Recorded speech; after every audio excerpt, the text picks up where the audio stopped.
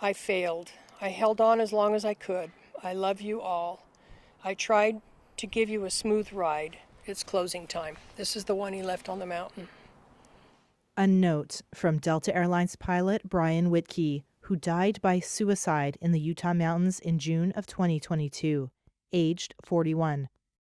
I feel sadness that I couldn't put my arms around him and make it all better. It's what a mom wants to do. Brian Whitkey's mother, Annie Vargas, gave Reuters a personal glimpse of her son's mental health struggles and why he resisted her plea to seek help. Those are him with his kids. He was a pilot and father of 3 who, Vargas said, was scared that getting treatment for depression would cost him his passion and profession. She said the drop in air travel during the pandemic kept Whitkey at home more and affected his mental health. Everything was about his family. He was afraid that if he lost his job, he couldn't take care of his family anymore. Vargas said she was speaking out in the hope that the family's tragedy will challenge the mental health culture in the aviation industry. Delta Airlines, which called Whitkey's death, quote, tragic and heartbreaking, said it offers confidential support programs and counseling for staff. And it said it's working to deliver more help. But it also said the pilot community had a stigma against seeking mental health services. As Reuters discovered, there's a morbid saying among pilots: if you aren't lying, you aren't flying. We spoke to more than 24 commercial pilots for this story who said there were a number of reasons they were reluctant to disclose mental health issues, including social stigma, regulations, and airline policies. Even minor or treatable ones, they feared, could lead to an order to stop flying and a drawn-out, expensive medical review that could end their careers. I don't know whether he heard rumors. I don't know why, but he was convinced that reporting that he was struggling was going to be out of the cockpit for an indefinite period of time. In a 2023 Society of Occupational Medicine study of more than 5,000 U.S. and Canadian pilots, more than half said they avoided health care over concerns about losing flying status.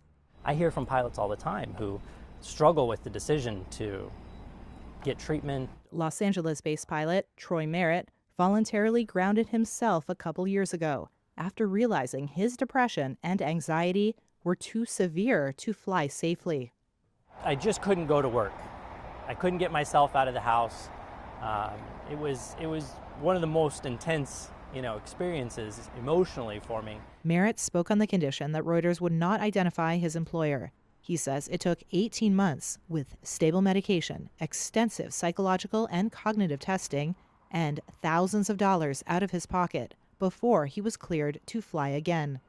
I'm a better pilot today than I was before I got treatment, as far as that's concerned. Personally, I'm also a much happier person, and I enjoy life a lot more.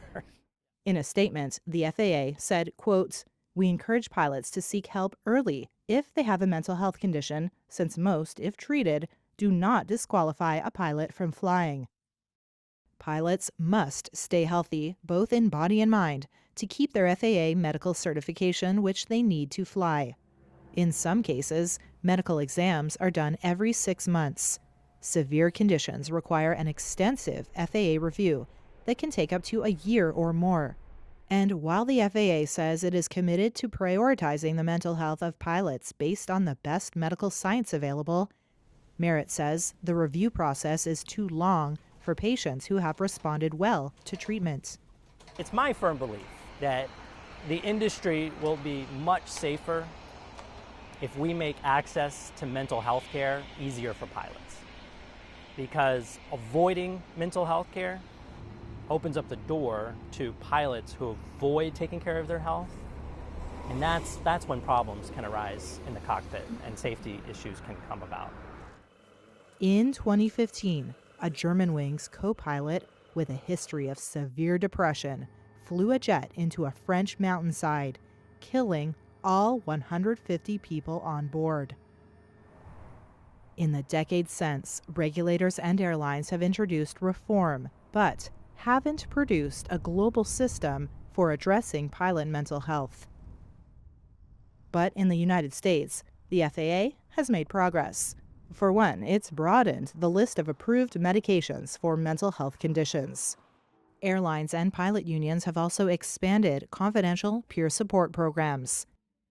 And many industry groups are urging the FAA to adopt recommended steps by its advisory committee to protect pilots who disclose issues and speed up their return to work. In September, the U.S. House of Representatives voted for the FAA to implement those changes within 2 years.